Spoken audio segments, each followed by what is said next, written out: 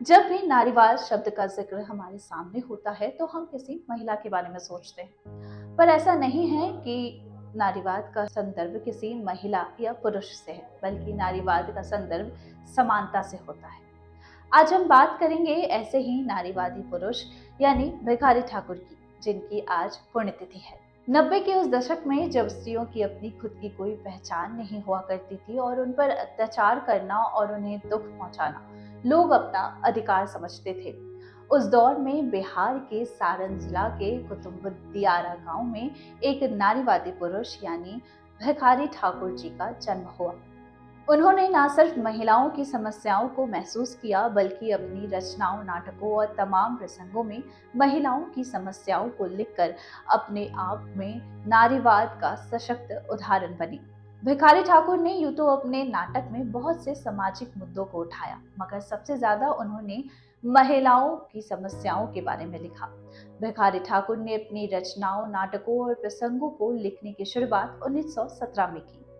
भिखारी ठाकुर की मातृभाषा भोजपुरी थी। उन्होंने भोजपुरी में ही काव्य और नाटकों की रचना की। उन्होंने समाज में फैली कुरीतियों को देखते हुए कई नाटकों और प्रसंगों की रचनाएं की, जिनमें विदेशिया, बेटी बियो, बेटी बेचवा, भाई विरोध, विधवा विलाप, पिया निसाई, घबर की चोट, राधे श्याम बहार, गंगा स्नान, ननद भौजाई, बिरहा बहार जैसे नाटक लिखे। आज भिखारी ठाकुर जी की पुण्यतिथि है, तो आइए महिलाओं की समस्याओं को समझने वाले नारीवादी पुरुष भिखारी ठाकुर की नाटक बेटी बेचवा, जो कि उनकी सबसे प्रसिद्ध नाटकों में से एक है, उसके पीछे की कहानी सुनते हैं। दरअसल जब उन्होंने ये नाटक लिखा, उस दशक में जमींदारों को बेटी बेचने की प्रथा हुआ करती थी। इस प्रथा को उन्होंने इस नाटक के जरिए लोगों को सरल और स्पष्ट रूप से बताया।